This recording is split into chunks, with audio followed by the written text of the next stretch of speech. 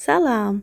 Bugün sizlere çok rahat, asan, 15 dəqiqəyə hazır olan xırçıltılı qoğanla gəldim və tək-tək yaymadan, əziyyətsiz, çox asan başa gələn bir reseptlə gəldim.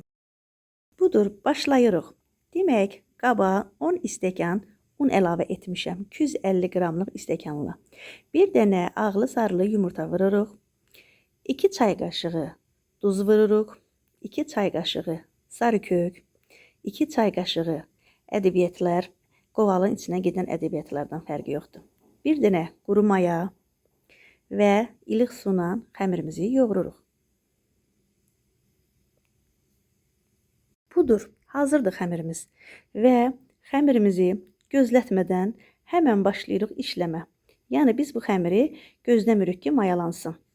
Bu hızlandırıcı, tezləşdirən maya olduğu üçün ehtiyac qalmır gözləməyə. Bu qarşımdan 2 dənə kündə çıxır. 2 hissəyə bölürük, yəni hər hissəyə 250 qram yağ gedir. Margarin yağ. Mən margarin yağı istifadə etmişəm. Margarin yağını soyuducuda saxlayırıq. Yəni biraz donmuş halda olmalıdır yağ. Çünki yağı biz bunun içərisinə tolkadan keçirdəcəyik. O yaydığım hissələrdə qara-qara nöqtələr gördüyünüzə fikir verməyin, ədəbiyyatda olar. Bax budur. Yağı bu şəkildə süzgəcdən keçirdirik. Belə bir yağı bir tərəf üstə edirik, üstünə və qatlayırıq. 4 qatlama edirik. Gördüyünüz kimi videoda açıq şəkildə görsəndiyi kimi.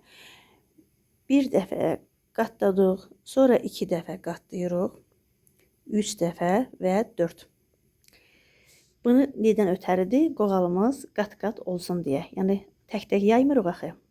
Bu qoğalın qat-qatına görədir. İkincisini də eyni şəkildə edirik. Video çox uzun olmasın deyə ikincisini çəkmədim.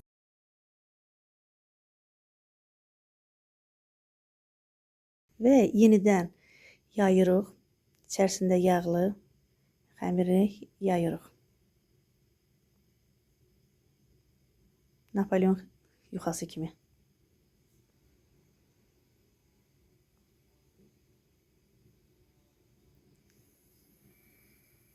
Yaydığımız hissəni əlimizlə səliqəyə salırıq və kəsirik. Kəsmək zövqə görədir.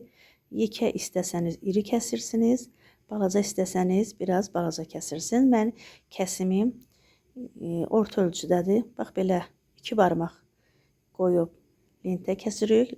Lentlər kəsirik belə. Mən belə kəsib bir də ortasından gedirəm. Hər kəsimdə məndə 13 dənə çıxır. Toplamda 26 dənə qoğal olur. Yenə deyirəm, kim istəsə zövqə görə iri ya da balaca edə bilər. Zövqə görədir. Və bunun içinə içlik qoyuruq. Yəni duzlu içlik.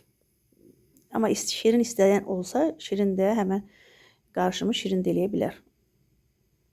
İçlikdəki bildiyimiz normal içlikdir deyə mən çəkmədim. Undur, yağdır, omac edirik.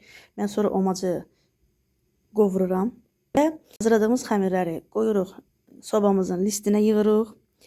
Çox yox, bir 10 dəqiqə sobanın listində gözlədirik və sonra üzərinə yumurtanın sarısını çəkirik. Ya qara çörək otu ya da xaşqaz vururuq, veririk həmən bişməyə.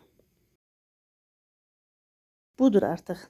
Çox gözəl, xırçıltılı, rahat başa gələn, əsas önəmlisi tez başa gələn gözəl qoğallarımızdır. Sağ olun.